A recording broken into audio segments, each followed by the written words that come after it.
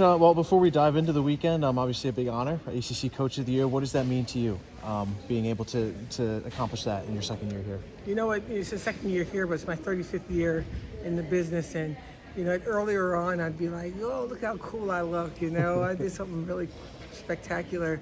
But now it's so late in my career, I understand things differently. Anytime you get awards like this, you want to, you know, not deflect, but you want them people to understand you don't do this by yourself. I have a great coaching staff who really held things down for us when we were not able to do it. And we have players that bought in, that really believe in what we're trying to create here. And they want to be the reason why women's basketball could be the best it has ever been in the history of the sport, of our sport here.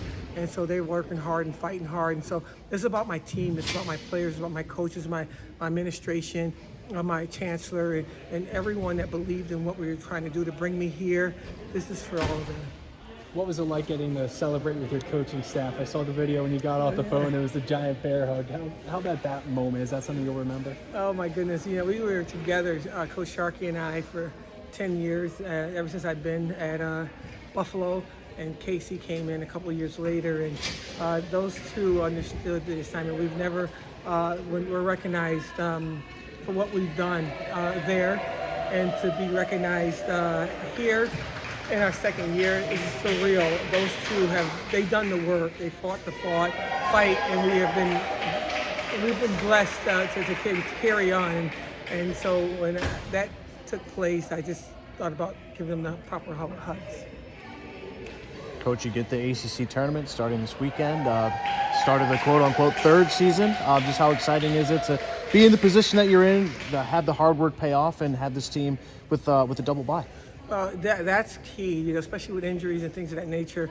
I just want us to be the best version of ourselves, right? And we want to be as good as we can be. What does that mean? Does that mean 9th, 8th, 7th, 6th? It says that we've done the work to finish third and have the double bye, and that's a credit to the young people that I coach. They put their heads down and they've done the work, and it doesn't necessarily mean you won anything significant. You got to go out there now and beat somebody. And this conference is the #1 conference in the country for a reason. It's a gauntlet every single game, and whoever we play, it's going to be hard to dethrone their thought process as well. So we're going to work hard in this finished in third, and hopefully that 3 can turn into a 1. Coach, I wanted to get your thoughts on kind of the time off. I know you guys got the kind of the bye in terms of not playing the last slate of ACC games, and now you get the double bye.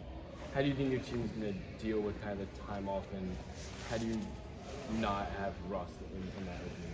Well, you don't know. You don't know what you don't know. I'm one of those coaches that's going to be brutally honest with anybody that asks me a question.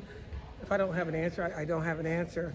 I don't know what is going to take place, but I do know that we had a great practice today. I know our focus is on something bigger than a win or even a loss. It's about us staying connected as long as we can. And if we can stay connected for 9 more games, I think we're going to try to buy time to survive and then advance and to be in a situation where we're still together. That's what's important to us, our sisterhood that we're building, our ability, the camaraderie, our dynasty that we're trying to create, and enjoying the lacrosse team and having success, and and soccer teams who's having success and who had success. And so we're just trying to be a part of this great community where we can expect greatness from. And as far as having time off and being able to play after that time off, I have no idea how it's going to go. I can tell you 5 minutes in the game. How do you stay prepared? I know you have kind of 3 possible opponents. Again, how do you stay prepared for any one of those opponents you can play? You make it about us. It's just about us, you know.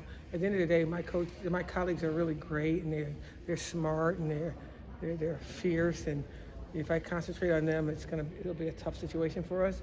So what we plan on doing is just kind of keep our head down and tend to the sheep and lock horns with each other, and just really go in together. And wherever fight and battle that we have to face, we're going to love each other and not let each other down as much as we can. Between the Coach of the Year honors and then Jette EPS is up in space now with NASA. Yeah. Is this an all-time week for the Syracuse City School District? Oh my alumni? God! You know what? It's the inner city schools too. You know, the public school system, which I firmly believe in. My son went to public school as well.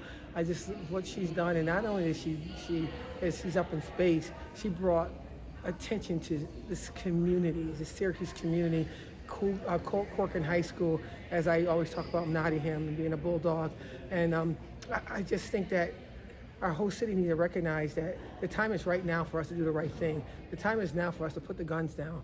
The time is now for our young people to stop fighting with each other and fight for each other and join arms to become something different, like a COO of a corporation, whatever corporation that might be.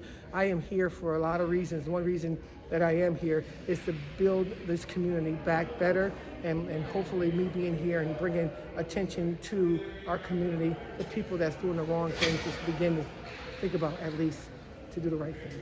You talk about the community, and you guys are somewhat in position to maybe host an NCAA tournament game. What would it mean to this community for the year to be able to host it? Well, you know what? Hosting would be fantastic, but you know what? We want to play wherever. We'll play you in Thornton Park. We'll play you in the alley.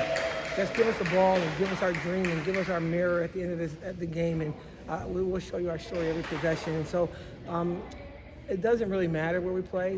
We certainly don't know what it would mean yet. You know, looking at the fan base of what we've had this year, it's gotten better, but it's not nearly what women's basketball is doing all over the country. And you know, I saw Virginia sell out 11,000 people come to a women's game, and we have to do better here. We have to support the sport. The sport is amazing. We're teaching life lessons through the sport, and my hope is to do a lot of work this summer to build our attendance a lot more, so we can have a fight to be able to say, you gotta bring it to Syracuse, because this community is showing that we demand it. We got time for one more question. Coach, I asked Isabel on Sunday how nice it feels to prove doubters wrong. It's something that you guys have done all season, given where you guys were selected in coaches' polls, media polls coming into the season. In your eyes, how nice does it feel to prove some of the doubters wrong and prove that this program is on the right track?